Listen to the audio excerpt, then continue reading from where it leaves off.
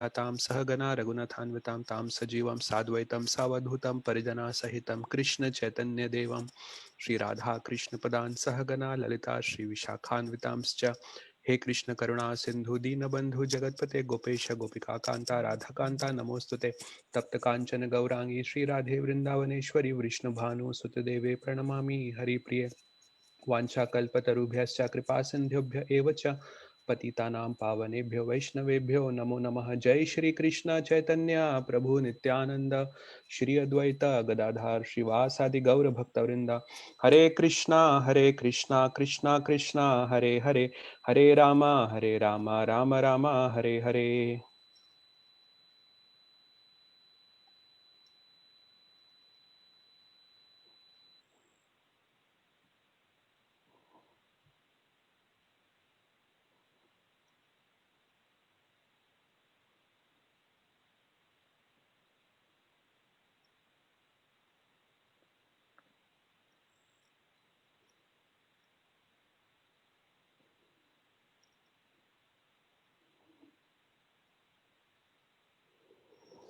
Hare Krishna.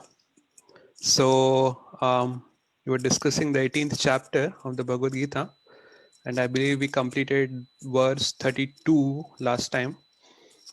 Sundari Radhika Mataji took the class, I think.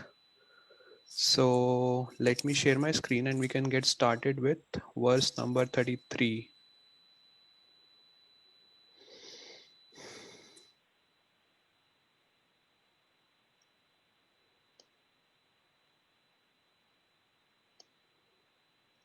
Okay, is everyone able to see my screen? Yes.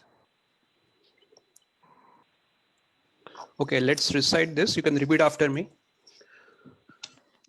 Dhrityaya dharyate धृत्याय धार्यते मनः प्राणेन्द्रिया क्रियः मनः प्राणेन्द्रिय क्रिया योगेनाव्यभिचारिण्या योगेनाव्यभिचारिण्या धृति सा पार्थ सात्विकी धृति सा पार्थ सात्विकी धृत्यायया धार्यते धृत्याया धार्यते मनः प्राणेन्द्रिया क्रियः मनः प्राणेन्द्रिय क्रिया योगेनाव्यभिचारिण्या योगेनाव्यभिचारिण्या धृति सा पार्थ सात्विकी धृति सा पार्थ सात्विकी धृत्यायया धार्यते धृत्याया धार्यते मनः प्राणेन्द्रिय क्रियः मनः प्राणेन्द्रिय क्रिया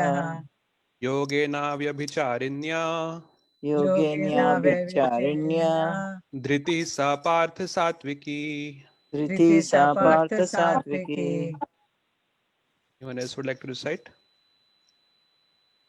Yes. Dhrutya धारयते धृत्याय धार्यते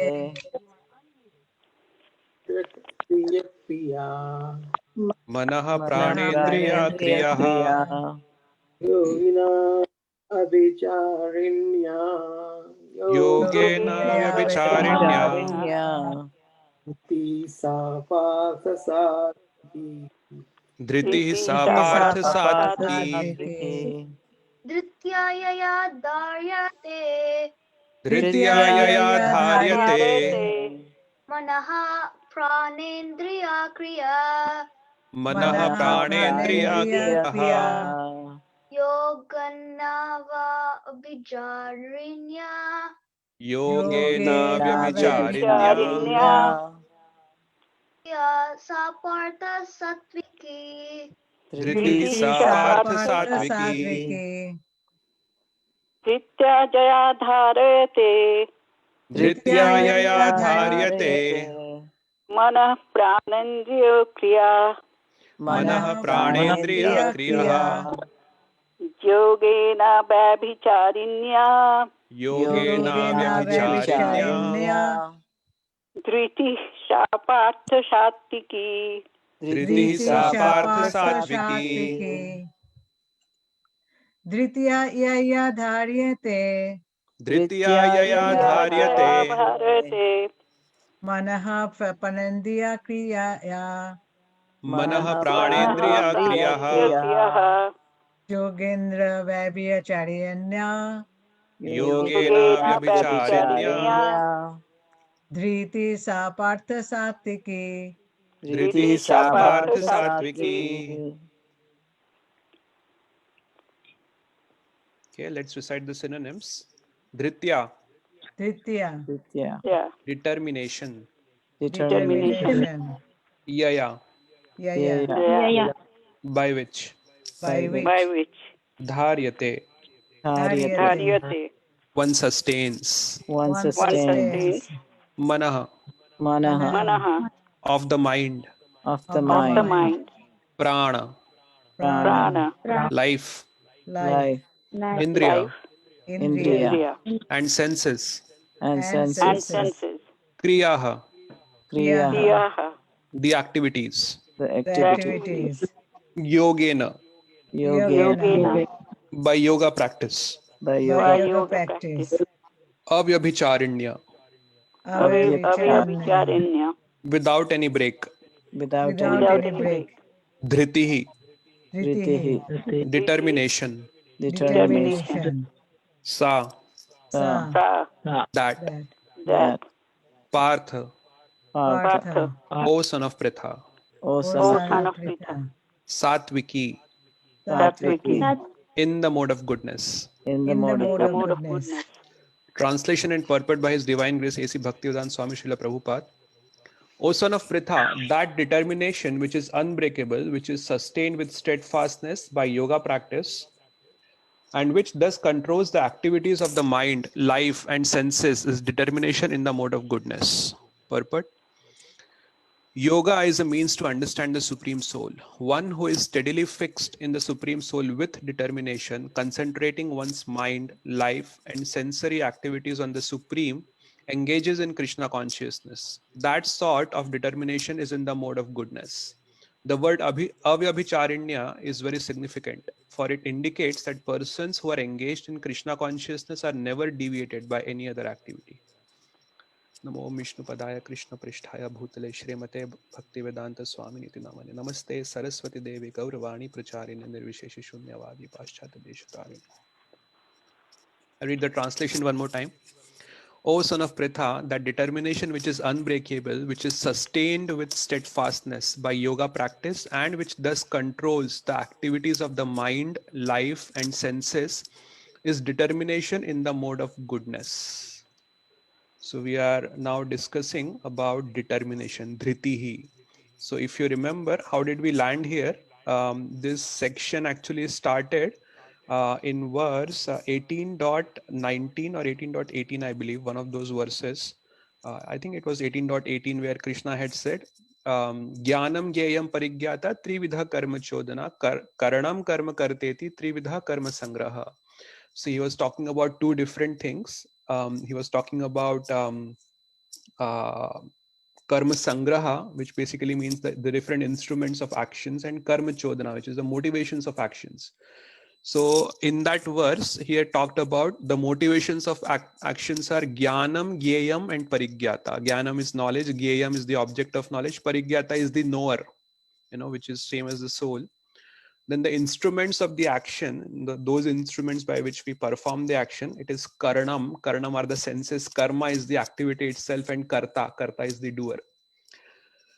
So these are the two things that the motivations and the instruments of action. And then Krishna is now talking about, basically he is defining these items in the mode of goodness, passion, and ignorance.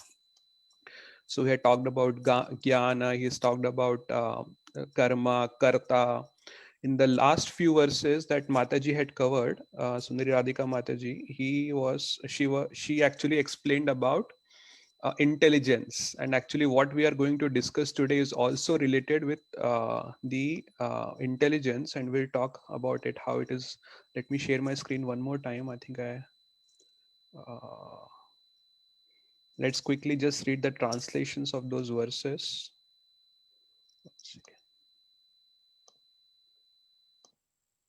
Yeah, so 18.30, 31 and 32 Mataji had covered. Actually, she also did 29.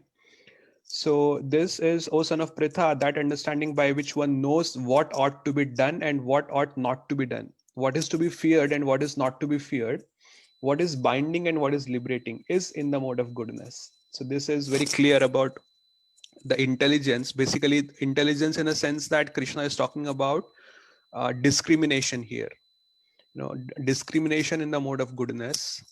Then this is discrimination in the mode of passion. This is very striking because it's very unclear in one sense. O son of Pritha, that understanding which cannot distinguish between religion and irreligion, between action that should be done and action that should not be done, is in the mode of passion. So this is very, this person is who's in the mode of passion is very confused in one sense. And then finally he talks about, this is very graphic description, adharmam dharmamitiya manyate tamasavrita. Okay, we are just reading the translation. That understanding which considers irreligion to be religion and religion to be irreligion under the spell of illusion and darkness, and strives always in the wrong direction, O Partha, is in the mode of ignorance. Now, in one sense, this is pretty clear, how the discrimination in the mode of ignorance, one considers religion to be irreligion and religion to be religion. One of the examples is, the Islamic terrorists. So their idea is that anybody who is not, who doesn't follow Islam, who doesn't accept Muhammad, you have to just behead them, just kill them. That is their idea. And they said they think that it is actually the best kind of religion for them, to actually kill the people who don't accept Islam and Muhammad. So they consider it as the highest act of religion, and basically they are under the spell of illusion. Why? Because they have been, the motivation there is, if they do this, so the motivation is not that they will go and enjoy with God, or they will serve God. The motivation is that they will get some, the 72 virgins to enjoy with. So that is their motivation. So in one sense, this is very clear, the mode of ignorance. But what confuses is mode of passion, and basically this is related to what we are going to discuss today. So in the mode of passion, it sounds very confusing. What is Krishna actually talking about? A person is not able to understand what is religion and what is religion. So actually I can give an example here quickly, and then we'll go back to the verse that we are discussing today. So this is an experience that I have had in when I was in Pune a long time back, actually. This was somewhere, I would think, in 2012. So there was this a big talk show which was hosted by one of the best engineering colleges in Pune. People who are from India, they would know that Pune is considered to be a very big education destination in India. There are a lot of students over there in Pune. So one of the very reputed engineering college, they had hosted a talk show, and they had actually the topic was the power of mind. And they had actually invited a lot of scientists over there, and they also invited some spiritualists. So one of the very reputed brahmachari from the Pune temple had gone, our ISKCON brahmachari. And there was one other person who had come, which I don't remember his name. People were calling him Shri Guruji, but I don't exactly remember. And this talk show was broadcasted on one of the local channels there, because it was a very, it was advertised a lot. So I was curious, as at that time, actually, I was very new to ISKCON. I was following that. So I was just watching that. So these scientists, so then the panel, every scientist had a chance to speak. And then our ISKCON brahmachari, he had a chance to speak. And then finally, this Sri Guruji got the chance. So this Sri Guruji, actually, he was talking in Hindi. Everybody else spoke in English. He was talking in Hindi. And what he said was completely shocking to me. Even at that time, I didn't had much of understanding about scriptural understanding at that time. But still, what he said is, I just remember vaguely what he said. It was a big talk, but I just mentioned the key points where he had said. So he said that the first, and then I'll translate that in English. Hum sab to sadhu log hai. He started with like that. He started with some greetings, namaste or something, and then he said, hum sab to sadhu log hai. Humko kya chahiye? हमें बस तंबाकू चाहिए और कुछ चमचे चाहिए. So basically what he said is, we are all sadhus, and all we need is some tobacco and some followers. And if we just get that, we will live happily. हम सब खुशी से रहेंगे, you know. Then he started, I was surprised with what he said, and then he said actually that once I was in London and I was actually smoking a cigarette over there, and he is actually dressed in saffron. So I was smoking a cigarette, and a person came to me and he said that you know, this smoking cigarette is bad, and you are a sannyasi, you are wearing saffron, you should not do it. So this person replied to him that, you know, what is good, what is bad, ye sab to man ka khel hai. This is all the game of mind, you know, what is good, what is bad. You know, he said, just look at me, you know, I have been smoking cigarette for last 15 years, you know. Every single day I smoke, and I also eat tobacco. There's the gutka thing that many people from India would know. It's very strong tobacco in there. And then he said that, you know, and just look at me, I'm so healthy. I don't have any physical problems. I don't have high blood pressure. I don't have lung problems. I'm completely fit and healthy. And he said, you know, the secret of this? The secret is because my mind is very strong. And when he said that, you know, all these scientists, even forget about the kids, the college students, the scientists also, they were all applauding, applause, applause, applause. So basically what happens in the mode of passion is, you know, a person doesn't understand, you know, what is good and what is bad, what is to be done, what is not to be done. It is very confusing for that person. He thinks, you know, because that discrimination is not there, you know, in the mode of passion, what happens is the person identifies himself so much with the body. The identification of the body is very strong. So the people, they think that whatever feels good, you know, that is actually good, you know, that is actually spiritual. So their idea is limited to that. You know, even today when people they come for some spiritual path, you know, something that they are very likely to go with is something that feels good. So the feel good philosophy is very popular. Prabhupada used to also say that, you know, we are not here for quantity, we are here for quality, because whatever feels good, you know, more people will get attracted to it. But in our philosophy, there is so much lifestyle changes that needs to be done. And that, you know, later in the same chapter, just right after this section of Dhriti, Krishna is going to talk about happiness. So there Krishna is going to talk about you know, something that feels as poison in the beginning but nectar in the end. Yattam visham, I'm missing the verse, but he says that, you know, that is actually happiness in the mode of goodness. But people, they don't realize that, you know, because initially there is poison, so they think, no, this is not spiritual, you know. The something spiritual should actually feel good even in the beginning. So now, if we really understand this verse here, what Krishna is saying in 18.33 is talking about dhriti, which is determination. So we were talking about, so earlier Krishna had talked about discrimination, and now he is talking about determination. So basically, these discrimination and determination, they are basically two different faculties of intelligence itself. Now, excuse me. Discrimination enables us to understand what is right, and determination enables us to do what is right. You know, one is to understand what is right, and the other one is that enables us to do what is right. You know, understanding is also required, and doing the right activity is also required. So discrimination and determination, so both are actually important. So just to give an example, first of all, I should understand that, you know, I should know that, you know, cigarette smoking is bad, I should not be smoking. That is actually discrimination. But after I know that it is not good for me, then I should be able to give it up if I am a smoker. That is actually determination, dhriti. So you know, the different determinations that we have, our likes and dislikes, they are also actually kind of determination in one sense.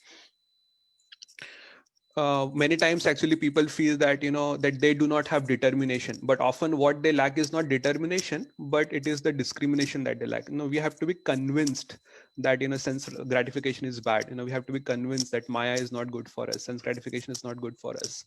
But what happens with most of us is, you know, we think that, yeah, Krishna is good, but also Maya is also not that bad. You know, what's wrong in having at least some sense gratification? So we get infatuated with that, you know. So so what happens is that basically attracts us to sense gratification. So now sense gratification, when we do, mostly the sense gratification is in the mode of passion. And what happens, what is the negative side of passion is, now our buddhi becomes rajasic.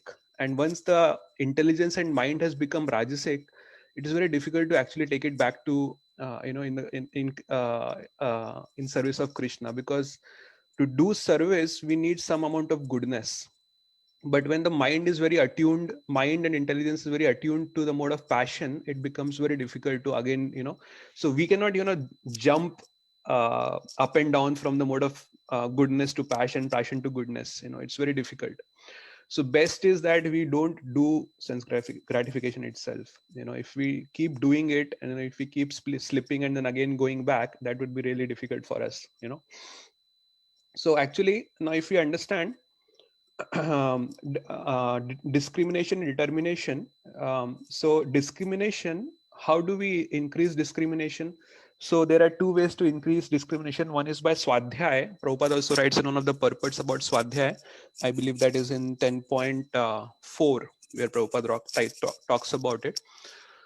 Swadhyay means reading, our personal reading of scriptures. So Smriti Shastra means, Smriti, one of the meaning of Smriti is intelligence.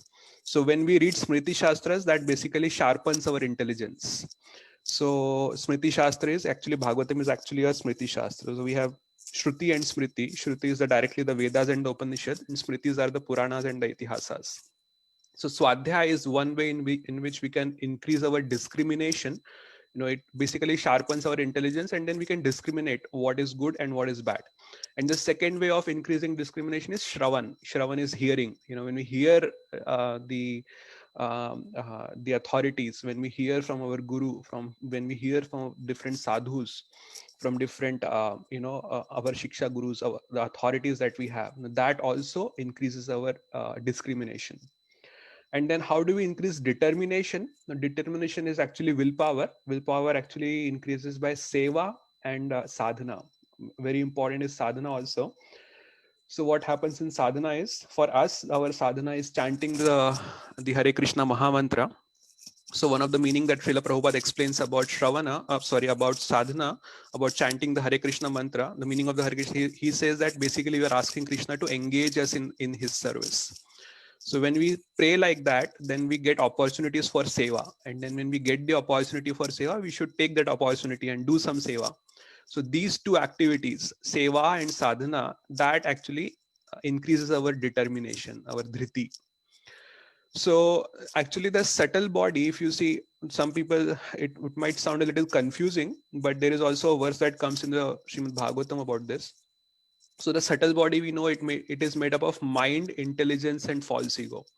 So what exactly is the difference between mind, intelligence, and false ego? So in the Bhagavatam, there is a verse that comes that says the mind, the function of mind is thinking, feeling, and willing.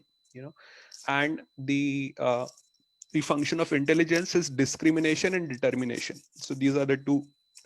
Thinking, feeling, and willing is the mind. And intelligence, it is discrimination, determination. So that verse actually explains that the difference between mind, intelligence, I don't exactly remember that verse, but it basically says that the difference between the mind and the intelligence and false ego, it is not structural. Structural in the sense, in composition there is no difference. Composition is the same. Both mind, intelligence, and false ego, all three are made up of subtle matter. It is part of the subtle body, subtle matter. From a composition perspective, they are made up of the same element. So the difference is basically functional. They have different activities. So we cannot, point out that, okay, this in the subtle body is our mind, this is intelligence, and this is false. We won't be able to discriminate that. But we can understand from, through the symptoms, through their functional, what are the functions that they perform. So here, if we look at this verse, Krishna is talking about, let me read the verse one more time. He says, O son of Pritha, that determination which is unbreakable, which is sustained with steadfastness by yoga practice, and which thus controls the activities of the mind, life, and senses, is determination in the mode of goodness. So Krishna is actually talking about two things here. Mostly he's saying discrimination in the mode of goodness, it is sustained by unbreakable practice of yoga, avyabhicharinya. Prabhupada also says that this word avyabhicharinya is very important, unbreakable, sustained by unbreakable practice of yoga. And the other thing that Krishna is stressing on is that which leads to control of mana, prana and indriya. Mana is mind, prana is life. So what does it mean, life? Basically the different things that we do in our life, our activities. And indriya is our senses. So if the mind and the senses are controlled, the life will automatically get controlled. So kshama and dhamma are the two words that are used. Kshama is mind control and dhamma is sense control. So actually for us, dhamma comes first. The dhamma is sense control. First we have to control our senses, but and then the mind will automatically get control if the senses are controlled. But if you look at it from a reverse, if the mind is controlled, and it is a little difficult to control the mind. Obviously, Arjuna also says that in the 6th chapter that I can control the wind, but I cannot control my mind. Very clearly he said, and actually Krishna agrees to him. He acknowledges, yes, but it is possible through vairagya, and through vairagya and practice. He says vairagya is basically not indulging in sense gratification. So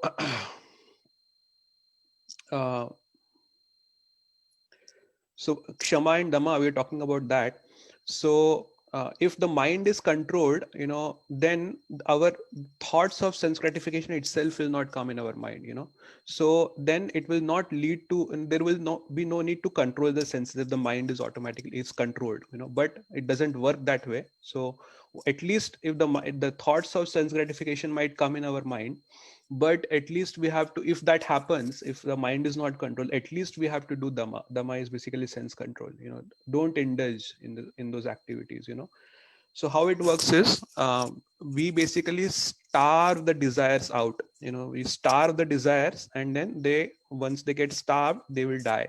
Because if we keep indulging in sense gratification, so Krishna also says that lust is like fire; it burns more and more. As you indulge in more sense gratification, it keeps on burning. So our desires keep on increasing.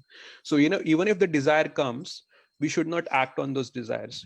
So what will happen is, by that, slowly when we stop acting, the mind will also lose that taste. So what happens with us is, because we get so much taste in those activities, we try to go towards those activities more and more.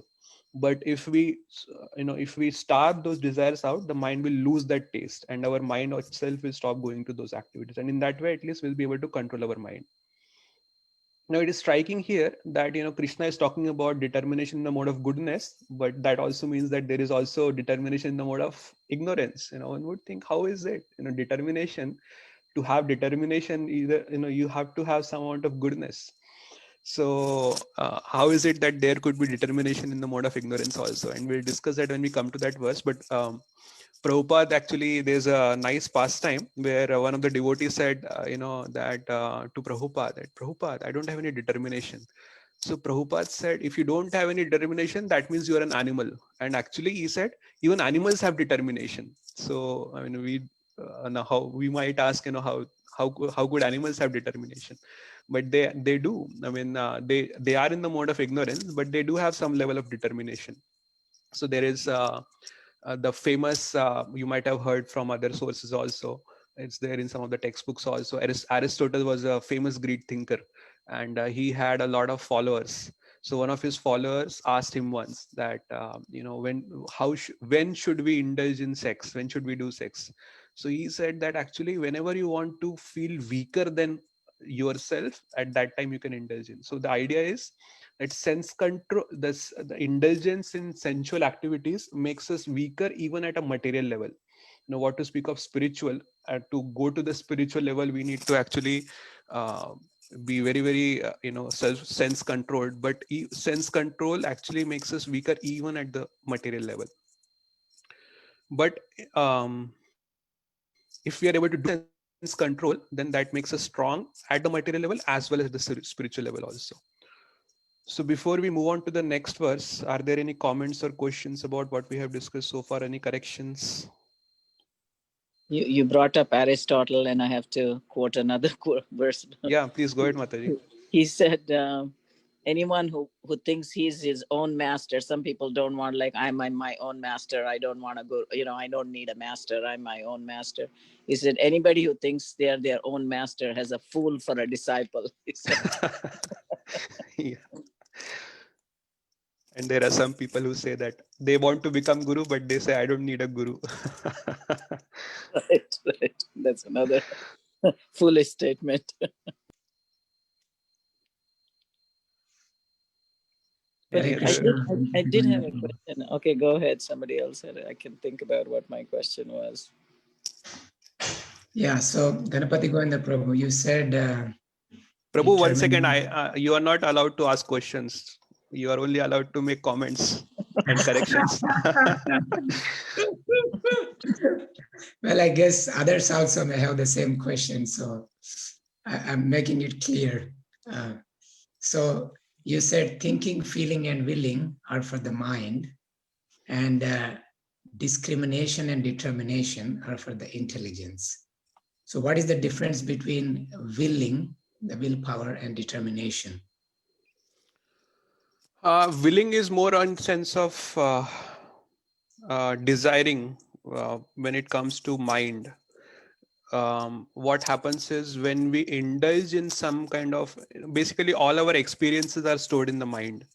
So suppose today I ate an ice cream and it was a wonderful ice cream, and I would, that experience gets registered in my mind, and then I'll be willing to eat that ice cream again tomorrow. So that willingness of eating the ice cream, that basically the desire, I would say, not so much in the sense of willpower.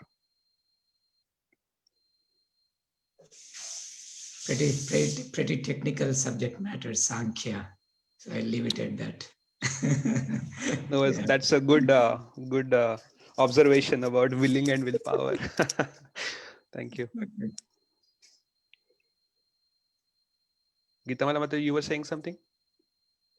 Yeah, I was thinking, like, where do people fall who they have some God consciousness or Krishna consciousness, but at the same time they want sense gratification too, because a lot of people say there's a time for puja part and there's a time for fun, So Actually, yeah, and this applies mostly to our Indian community, Indian Hindu community. Exactly.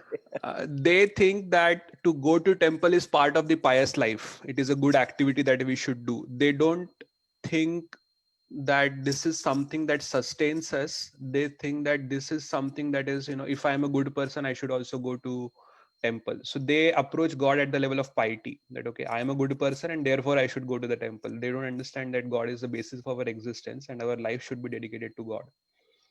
So people who approach God at the level of piety, they are in that category, Mataji.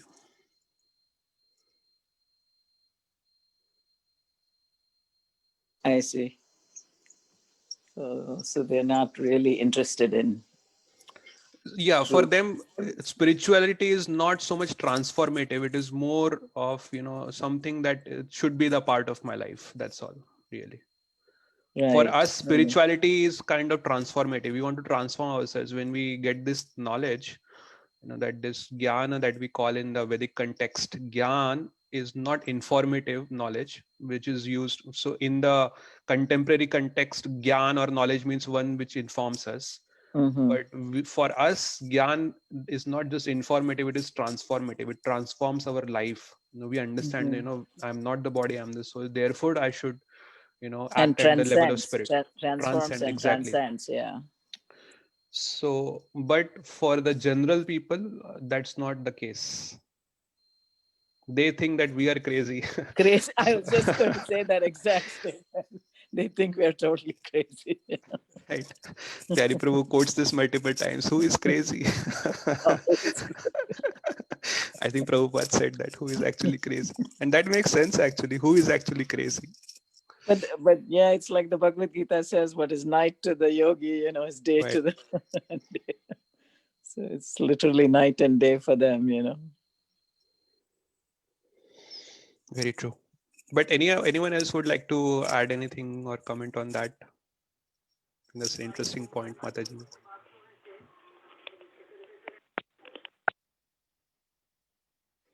Okay. Not. So I would like to add a comment, but to different topic.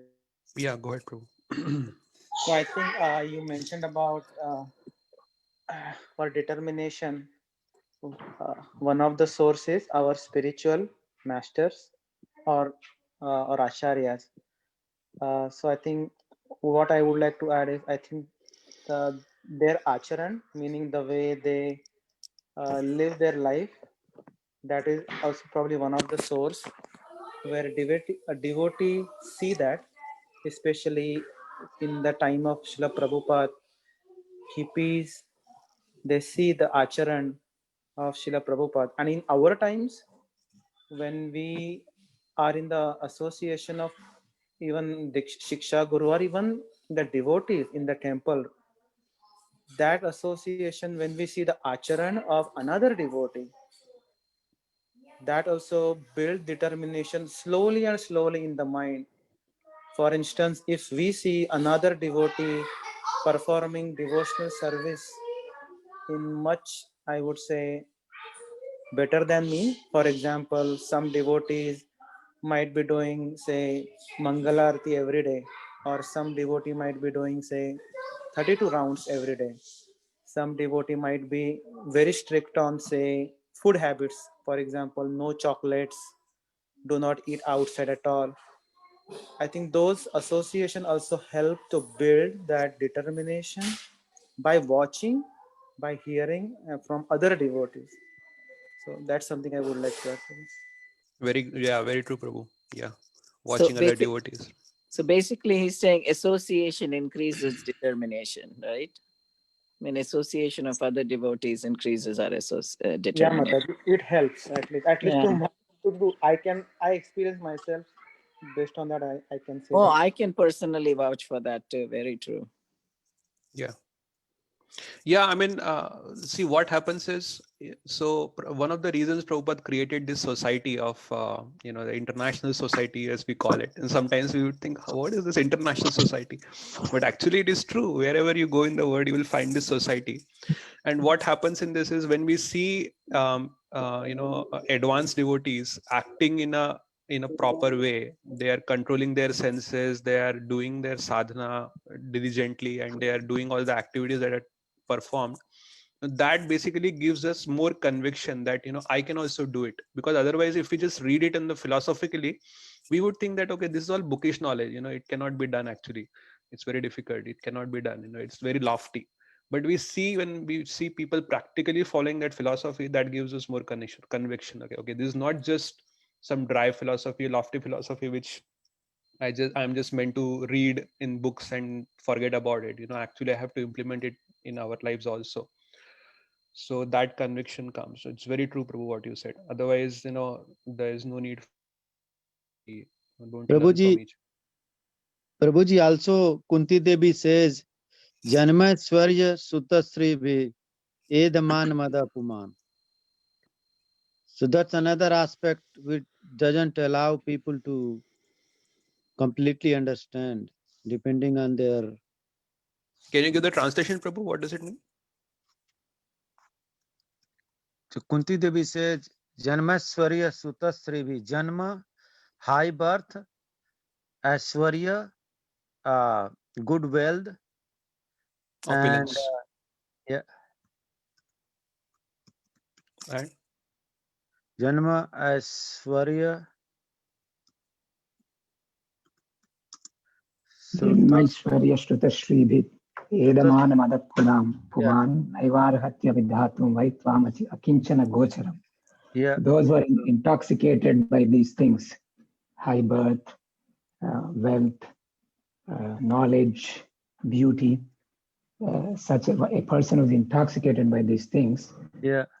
He will not be, determined in his worship for the Lord. I'm using the word determined, but she says they're not capable. Yeah. Thank you. Yeah. My Lord, your Lordship can easily be approached only by those who are actually materially exhausted men. Because nobody can address you in feeling who is on the path of progressive improvement in the matter of respectable parentage, great opulence, high education, and attractive beauty. That's very true. Niranjan Maharaj quotes this often. He says, unless you're materially exhausted, you cannot really chant, sincerely to Krishna. Yeah, I mean these opulences doesn't allow us to realize that we are, like Ganpat Govind Prabhu said, that it is our duty.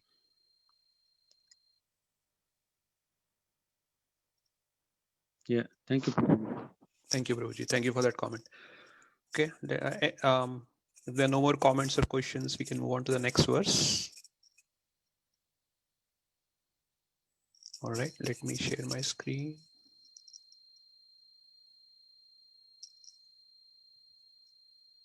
Okay, this is 18.34. You can repeat. We'll just recite the verse just once, and then we'll go to the translation and purport. So you can repeat after me. Yaya tu dharma kamarthan Yatu dharma kamarthan dhriti adharyate arjuna Vidya dharite Arjuna prasangena falakangshi Prasangena phalakankshi dhriti sa partha rajasi. Dhriti sa partharajashi. Translation: but that determination by which one holds fast to fruitive results in religion, economic development, and sense gratification is of the nature of passion, O Arjuna. Purport: any person who is always desirous of fruitive results in religious or economic activities, whose only desire is sense gratification, and whose mind, life, and senses are thus engaged, is in the mode of passion. So one of the important thing is yaya tu dharma kamarthan. Dharma kam is basically religious kam, religious activity. So dharma, artha, kama is basically considered to be in the mode of passion, but they are considered to be religious. It is karma kand, as we call it.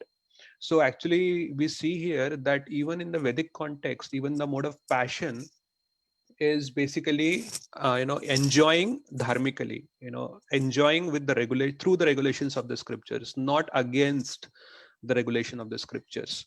So definitely when we say mode of passion, one of the characteristic of mode of passion is the person's vision is glued to the level of body. He cannot go beyond the body. So he considers himself as body, and then everything that is that gives pleasure to the body, he wants to do that, and everything that that gives trouble to the body, he doesn't want to do that. So the mode of passion basically means karma kand, so dharmic sense enjoyment. So let's also read the next verse, and then we'll see if there are any questions or comments. So we have time. So let's just recite this verse once and read the translation and purport. They are very short. It's a very short purport again.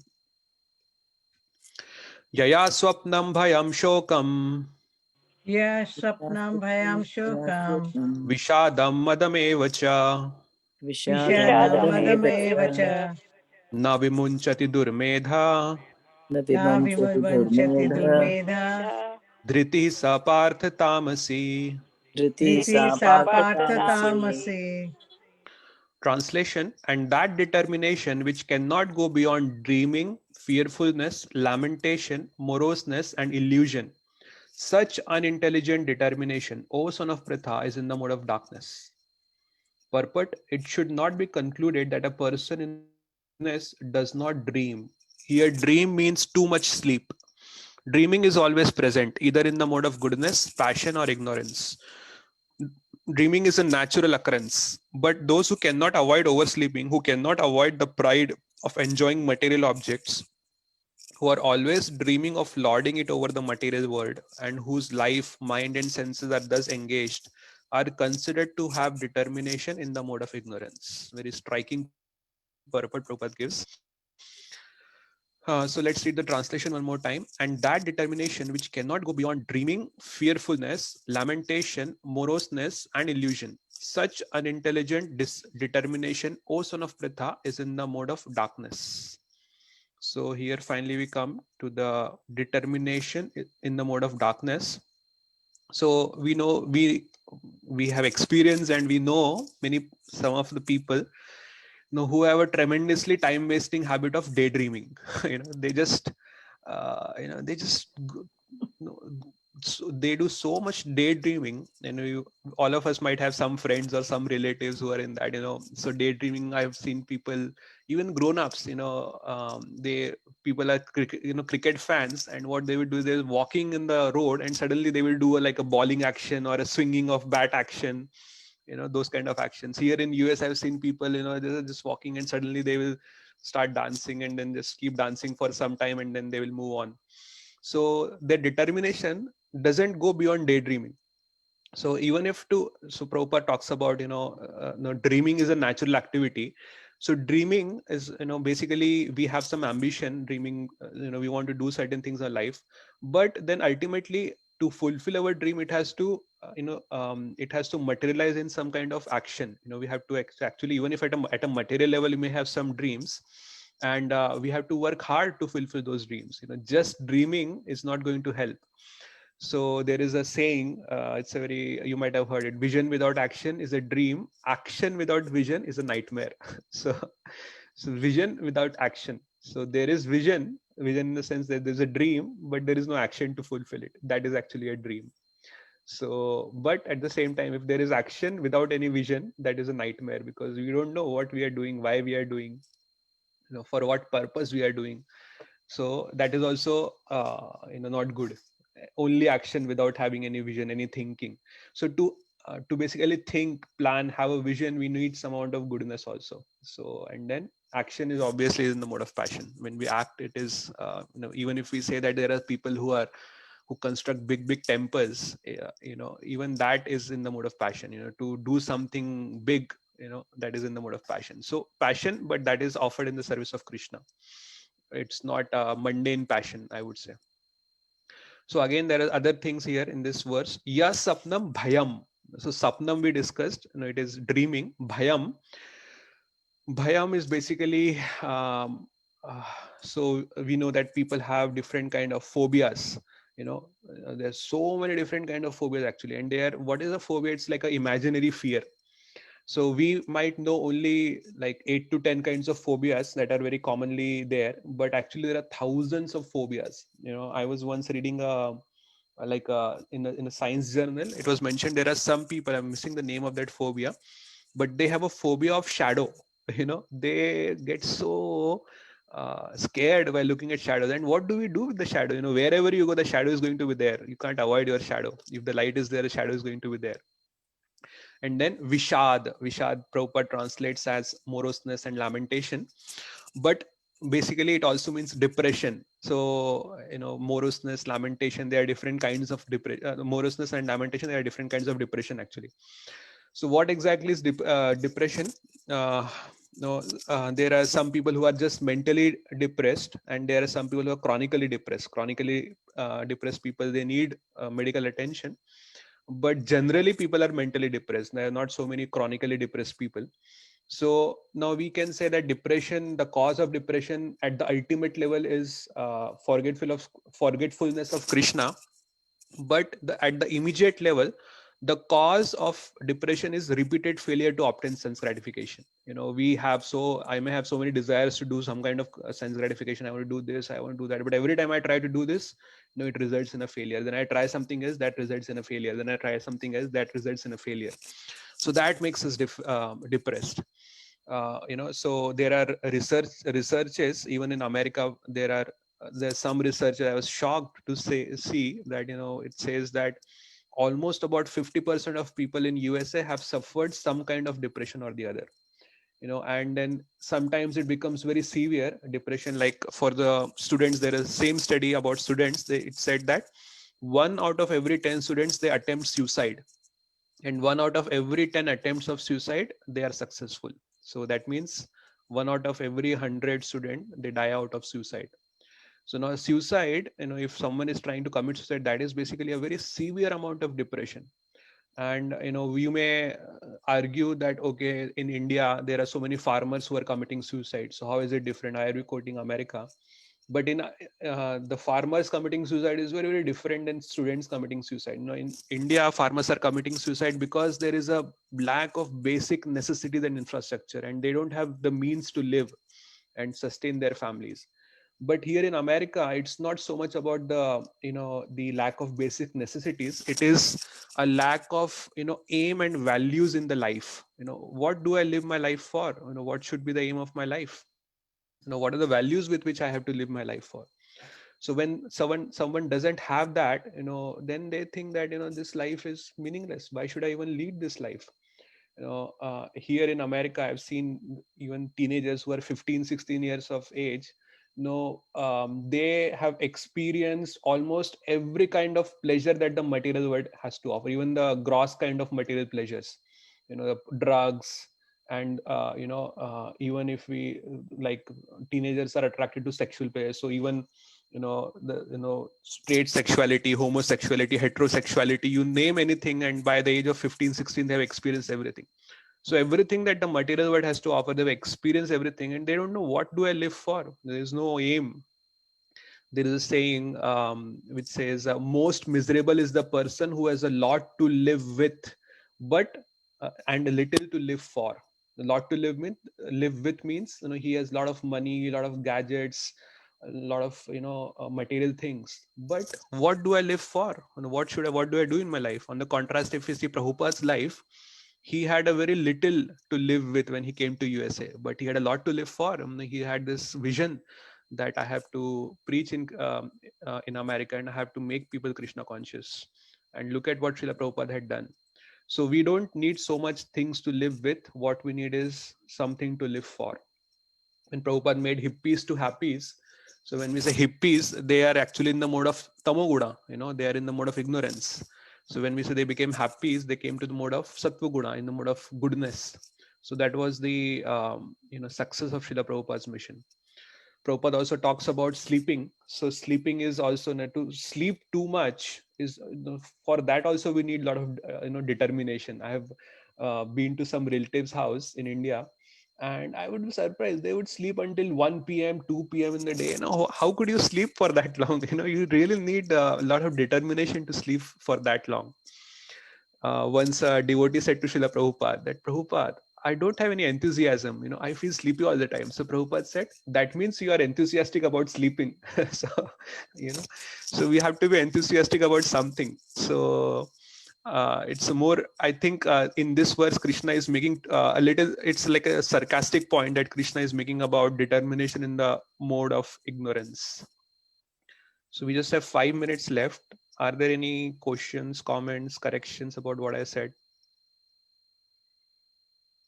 or what we discussed?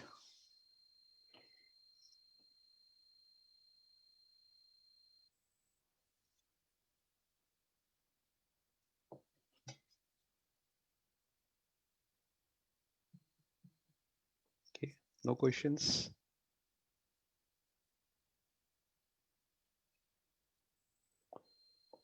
Pyari, you would like to add anything?